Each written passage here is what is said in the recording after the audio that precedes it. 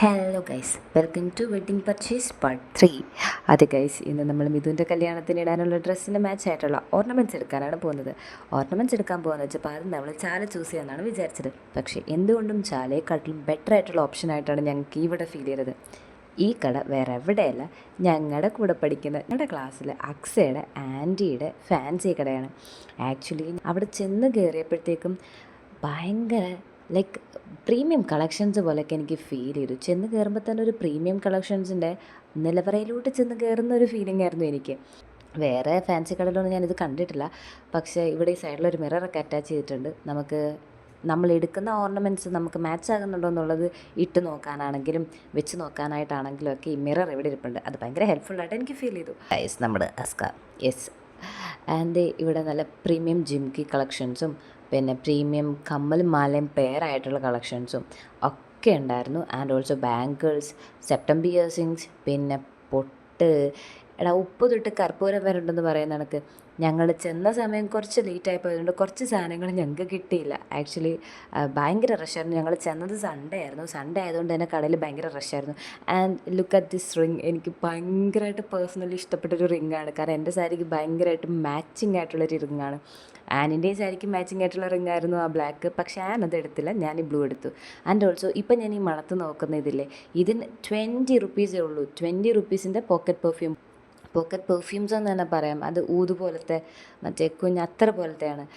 അങ്ങനെ സാധനങ്ങളൊക്കെ പർച്ചേസ് ചെയ്ത് കഴിഞ്ഞപ്പോഴത്തേക്ക് ഞങ്ങളുടെ കൂടെയുള്ള 2 എണ്ണം ഉണ്ടായിരുന്നു. അതുങ്ങൾക്ക് വീഡിയോ കോൾ ചെയ്ത് മറ്റേ നെയിലൊക്കെ കാണിച്ചു കൊടുക്കുമായിരുന്നു ഞാൻ. അവളുമാർക്ക് നെയിൽ വേണമെന്ന് പറഞ്ഞിട്ട് നെയിലുണ്ടായിരുന്നു, ലാഷസ് ഉണ്ടായിരുന്നു. ഞങ്ങളൊരു ഹോൾ വെഡ്ഡിങ് പർച്ചേസാണ് നടത്താൻ ഉദ്ദേശിച്ചത്. ഞങ്ങൾ വിചാരിച്ചൊരു 10,000 രൂപ കയ്യിൽ നിന്ന് പൊട്ടുമെന്ന്. പക്ഷേ ട്രസ്റ്റ് മീ ഗൈസ്, 1000 രൂപ പോയിട്ട് അതിൻ്റെ പകുതി പോലും ആയില്ല. ശരിക്കും എനിക്കും ആനിനും ഒരു 400-നകത്തേ ആയുള്ളൂ. ഞങ്ങളുടെ കൂടെ ഉണ്ടായിരുന്ന ബാക്കിയുള്ളവർക്ക് പിന്നെ വലിയ റേറ്റിനുള്ള സാധനങ്ങളൊന്നും അല്ലായിരുന്നു. ഞങ്ങളെല്ലാം കഴിഞ്ഞ് അവിടെ നിന്ന് ഇറങ്ങിയപ്പോഴത്തേക്കും അക്സയുടെ ആൻറ്റി പറഞ്ഞു, പിള്ളേർക്ക് ചായ കൊണ്ട് മേടിച്ച് കൊടുക്കുമ്പോഴേ അങ്ങനെ ഓസിനൊരു ചായയും കുടിക്കാൻ പറ്റി.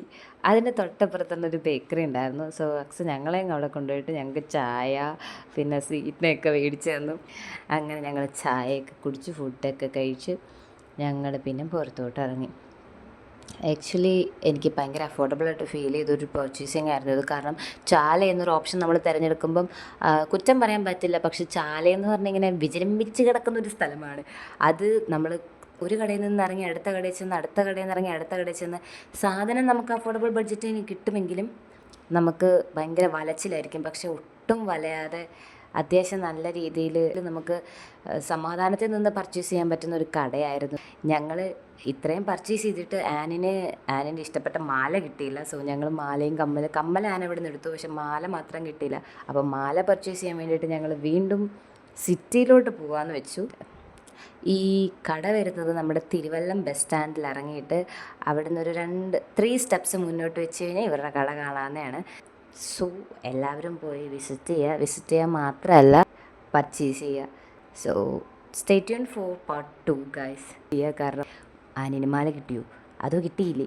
Okay, stay tune for part 3യുടെ പാർട്ട് 2 ഗൈസ്.